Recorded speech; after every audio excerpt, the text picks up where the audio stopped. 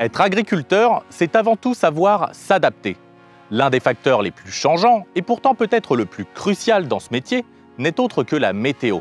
Prenons pour exemple les épisodes de gel d'avril et mai 2021 qui ont été catastrophiques pour les producteurs sartois.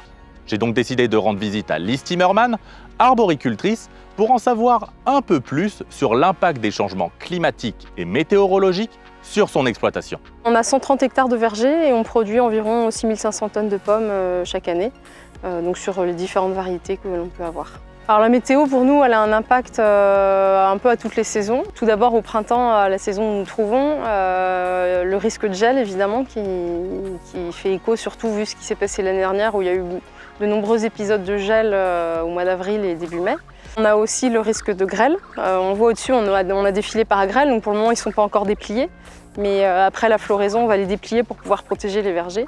Mais évidemment, la grêle est un risque important. Et puis aussi les tempêtes, le vent, qui peuvent avoir des conséquences désastreuses sur les vergers, de coucher les rangs de pommiers, ça peut être aussi compliqué. Ensuite, la sécheresse, le manque d'eau.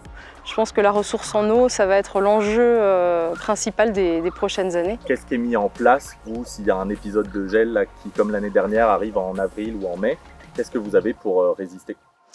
Alors pour se protéger contre le gel, on a plusieurs solutions. La première, c'est l'irrigation, c'est-à-dire qu'on arrose les arbres en continu toute la nuit de gel. Et ça permet de faire une petite couche de glace autour du fruit.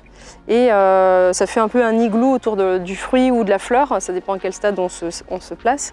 Et ce qui permet de protéger la pomme du froid. Ensuite, on le voit dans ce verger-là, on a des bougies qu'on va disposer dans les rangs de pommiers. On ne les laisse pas accrocher là, on les dispose dans les rangs. Et ça va réchauffer l'atmosphère. Vous en faut combien pour que ça... Il en faut beaucoup. Ouais, il en faut pas mal à l'hectare. En fait, ça c'est pareil, ça va dépendre vraiment de la nuit qui est annoncée. S'il fait très froid, on va en allumer plus. S'il fait un tout petit peu froid, mais qu'on est limite, on va en allumer 1 sur 2 ou 1 sur 3. En fait, on s'adapte aussi en fonction de la météo de la nuit, quoi. Chaque fois, on va faire quelque chose de différent. On essaye vraiment d'en allumer le moins possible, mais bon, Vous réussissez un peu quand même à prévoir ces événements avec tout ce qui est application météo ou est-ce que c'est vraiment compliqué, c'est du dernier moment à chaque fois? On sait s'il va faire froid ou pas trop froid. Après, il suffit qu'il y ait des nuages qui passent pour que l'atmosphère se réchauffe un petit peu. Il suffit qu'il n'y ait pas de nuages. On sait s'il va faire plus ou moins froid. Après, est-ce que ça va être -2? Est-ce que ça va être -1? Est-ce que ça va être 0? C'est pas... Les météorologues ne savent pas prédire. Donc voilà, après, on sait à l'avance s'il va faire froid ou pas, mais on ne sait pas exactement à 2 degrés près combien ça va descendre, quoi. Et vous avez quoi? Vous avez une alarme au milieu de la nuit qui se met à sonner si on passe en dessous d'une certaine température? Oui, c'est ça. On a des réveils qui sont branchés sur des alarmes. Donc on en a un peu partout dans les vergers. Et dès que ça passe en dessous de 0 ou de -1, ça se met en route. Après, souvent, il faut anticiper. Donc on est souvent réveillé avant qu'il fasse vraiment très froid. Parce que les systèmes d'irrigation, il faut les mettre en place vraiment avant que tout soit pris en glace. Sinon, ça pourrait être trop tard. Donc des fois, il faut un petit peu, c'est pareil, anticiper ce qui va se passer, quoi. Voilà, donc oui, on est bien réveillés. Et après, il y a aussi des systèmes qui existent avec des éoliennes qui brassent les masses d'air. Voilà. Qui font des éoliennes qui vont faire du vent et qui vont brasser les masses d'air pour essayer de...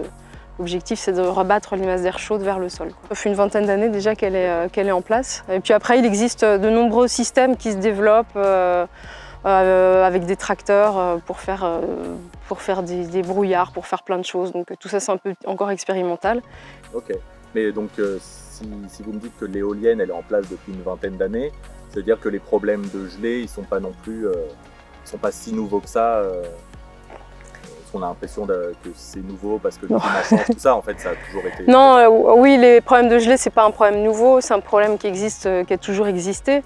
Après, c'est un problème qui devient de plus en plus fréquent et récurrent. Et c'est vrai qu'autrefois, on avait peut-être 1 nuit ou 2 nuits de gel dans la saison. L'année dernière, on a pu voir, il y avait 17 ou 18 nuits de gel. Donc c'est pas forcément des nuits où on va tout le temps allumer les dispositifs parce qu'il va pas faire froid forcément toute la nuit. Mais c'est des nuits où on est debout, où on observe ce qui se passe et ça demande du temps et beaucoup de fatigue évidemment.